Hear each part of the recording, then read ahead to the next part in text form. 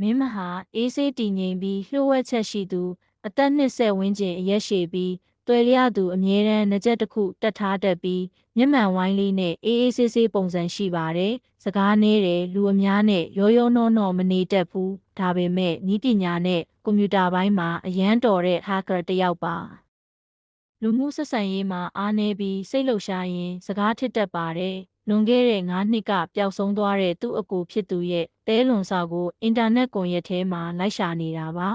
။တာယာတက်ကြွလန်းဆန်းပြီးစူးစမ်းတတ်သူအသက်19နှစ်စပင်တိုတိုနဲ့တွက်လက်တဲ့ပုံစံအမြဲတမ်းကင်မရာတစ်လုံးလယ်ပင်းမှာဆွဲထားတတ်ပြီးသတင်းထောက်တစ်ယောက်လိုဝတ်ဆင်ထားပါတယ်။စကားပြောပွင့်လင်းတယ်ဘယ်အရာကိုမဆိုစူးစမ်းကျင်စိတ်ပြင်းပြတယ်တရားမျှတမှုကိုမျက်နှိုးပြီးအမှန်တရားအတွက်ဆိုရင်ဘသူကိုမဆိုရင်ဆိုင်ရဲသူပါ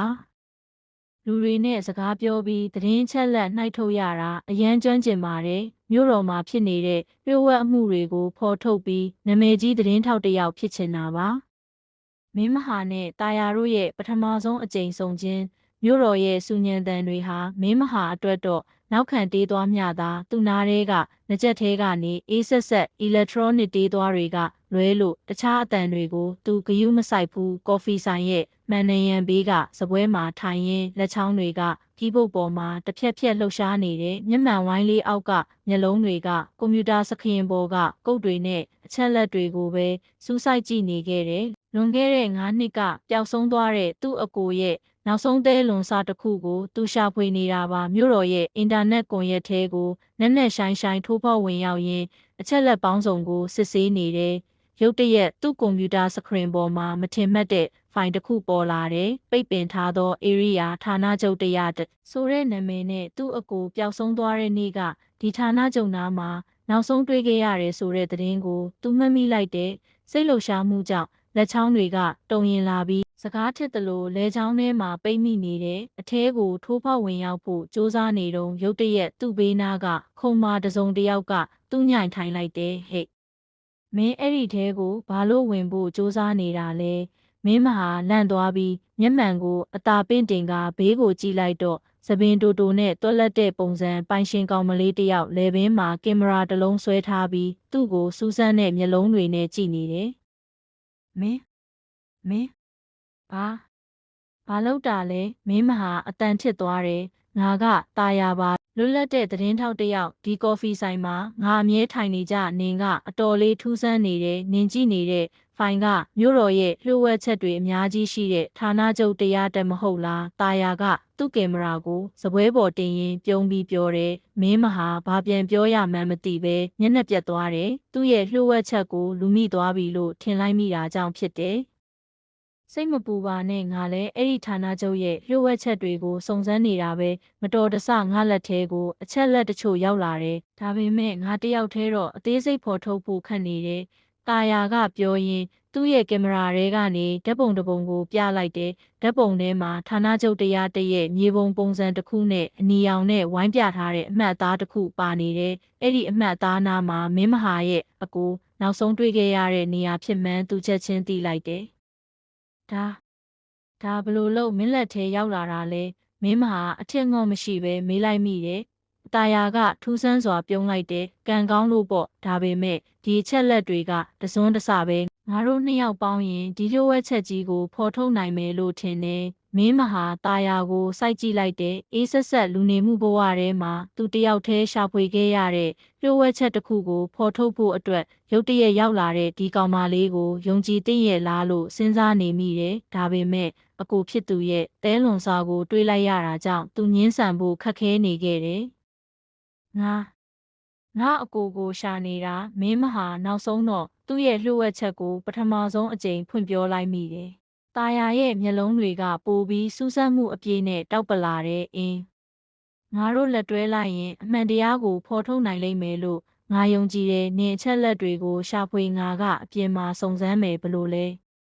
အဖွဲကြမလားမင်းမဟာစဉ်းစားနေမိတယ်တယောက်တည်းရှာဖွေရတာဟာပင်ပန်းလွန်းလာပြီးသူစခရင်ပေါ်ကဌာနချုပ်တရားတစ်ဖိုင်နဲ့တာယာကိုတလှည့်စီကြည့်လိုက်တယ်နောက်ဆုံးတော့ခေါင်းငိတ်လိုက်မိတယ်โอเคငါတို့အဖွဲကြတာပေါ့သူတို့နှစ်ဦးရဲ့မမျှော်လင့်တဲ့ပထမဆုံးစုံစည်းမှုကနေ မြို့တော်ရဲ့လျှို့ဝှက်ချက်တွေကိုဖော်ထုတ်မဲ့ခရီးရှည်ကြီးတစ်ခုစတင်တော့မဲ့ခြေလမ်းအစတစ်ခုဖြစ်ခဲ့ပါတယ်။တာယာနဲ့မင်းမဟာတို့လက်တွဲပြီးနောက်သူတို့ရဲ့ပထမဆုံးစွန့်စားခန်းအမှောင်ထဲကအရေးများမင်းမဟာအခြေအနေဘလို့လဲတာယာရဲ့အတန်ကငကြက်သေးကနေတိုးတိုးလေးထွက်လာတဲ့သူမဟာအခုဌာနချုပ်တရားတရဲ့အနောက်ဘက်ကကုန်းလောင်ယုံအနီးမှာပုန်းနေတာပါလက်ထဲမှာတော့သူမရဲ့ကင်မရာကိုအသင့်ကင်ထားပြီးမျက်လုံးတွေကတော့ကင်းလှည့်နေတဲ့လုံခြုံရေးတွေကိုစောင့်ကြည့်နေတယ်။ကီလိုမီတာအတော်ဝေးကကော်ဖီဆိုင်ဟောင်းလေးထဲမှာမင်းမဟာ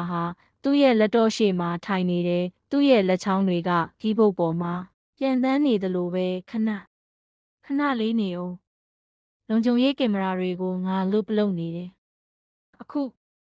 ခုသွားလို့ရပြီမင်းမှာ10မိနစ်ပဲအချိန်ရမယ်။တာယာဟာဝမ်းသာအားရနဲ့အမှောင်ထဲကနေထွက်လာပြီးတန်စကားတွေကိုကြော်ဖြတ်ကာကုန်းလောင်ယုံထဲကိုလှည့်မြန်စွာဝင်သွားခဲ့တဲ့အထဲမှာတော့ဖုံတွေတက်နေတဲ့တက်တာကြီးတွေအစီရှိနေတဲ့သူမဟာမင်းမဟာပေးထားတဲ့လမ်းညွှန်ချက်အတိုင်းအခန်းမှတ်၄စီကိုဦးတည်လိုက်တယ်။မင်းမဟာငါအခန်းထဲရောက်ပြီးဒါပေမဲ့ဒီမှာကတစ်တာတွေပဲရှိတာဘာထူးခြားမှုမှမတွေ့ဘူး။တာယာကပြောရင်းတစ်တာတစ်ခုကိုဖွင့်ကြည့်လိုက်တဲ့အဲ့ဒီတစ်တာတွေထဲမှာမဟုတ်ဘူး။တာယာနယံဘက်ကစာကြည့်စဉ်ကိုကြည့်လိုက်အဲ့ဒီမှာထူးဆန်းတဲ့စာအုပ်တအုပ်ရှိရမယ်။မင်းမဟာကကုတ်တွေကိုကြည့်ရင်သတိပေးလိုက်တယ်။တာယာကစာကြည့်စဉ်စီကိုသွားပြီးစာအုပ်တွေကိုလိုက်စမ်းကြည့်တယ်။ရုတ်တရက်သားရည်ပုံစာအုပ်အနက်ကြီးတအုပ်ကိုဆွဲလိုက်တာနဲ့နယံတစ်ခုလုံးကတုန်ခါသွားပြီးလှုပ်ဝက်တကားတစ်ခုပွင့်လာတယ်။တကားနောက်ွယ်မှာတော့ခိမီဇက်ကရိယာတွေနဲ့ပြည့်နေတဲ့အခန်းငယ်လေးတစ်ခုရှိနေတယ်။ဟိုးမင်းမဟာနင်ဒါကိုဘလို့သိတာလဲတာယာအံ့ဩတုန်လှုပ်သွားတယ်ဒါကငါ့အကိုရဲ့လက်ရည်မှုတွေဒီစနစ်ကိုသူပဲဒီဇိုင်းဆွဲခဲ့တာမင်းမဟာရဲ့အတန်ကတုံရီနေတဲ့တာယာအဲ့ဒီမှာရှိတဲ့ကွန်ပျူတာမှာငါရဲ့အစပါကိုထိုးလိုက်ငါအချက်လက်တွေကိုဒီဘက်ကနေဆွဲယူမယ်တာယာကမြန်ဆန်ပဲအလုံးလုံးနေတော့အခန်းအပြင်ဘက်ကနေဖနက်တန်တွေကြားလိုက်ရတယ်လူအများအပြားပြေးလာတဲ့အတန်ပဲမင်းမဟာ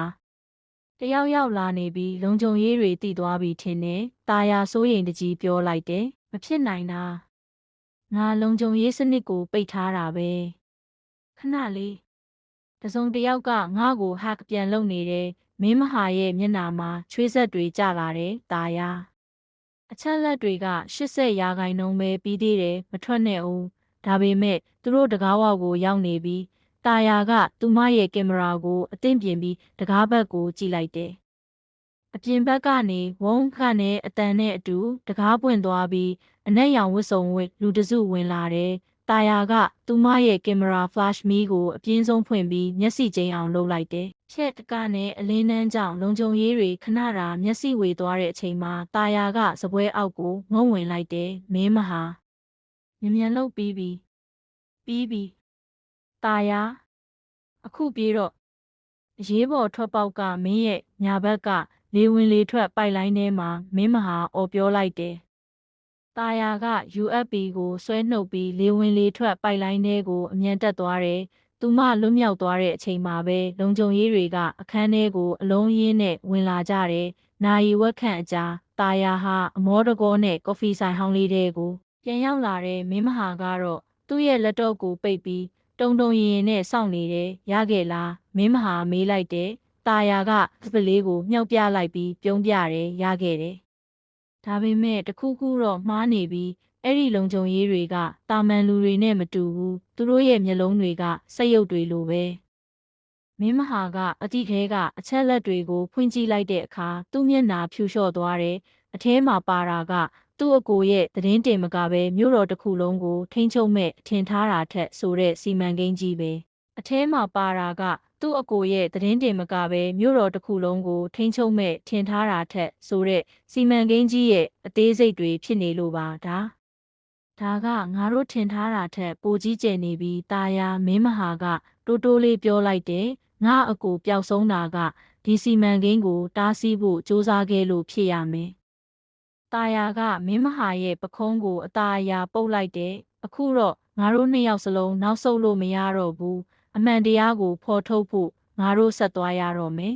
အမှောင်ထုထဲမှာသူတို့နှစ်ယောက်ဟာမြို့တော်ရဲ့အကြီးမားဆုံးလျှို့ဝှက်ချက်ကို လက်ဝယ်ပိုင်ဆိုင်ထားရင်ရှေ့ဆက်ရမယ့်လမ်းခရီးအတွက်ပြင်ဆင်လိုက်ကြပါတော့တယ်။စီမံကိန်းကြီးဆိုတာကဘာဖြစ်မလဲမင်းမဟာရဲ့အကိုကရောအသက်ရှင်သေးရဲ့လားသူတို့နှစ်ယောက်နောက်ထပ်ဘလို့ခက်ခဲတွေနဲ့တွေ့မလဲနောက်တစ်ပိုင်းကိုစက်တင်ပေးမှာမို့အကောင်လေးကိုလည်းအပေါင်းလေးနှိပ်ခဲ့ဖို့မမေ့နဲ့နော်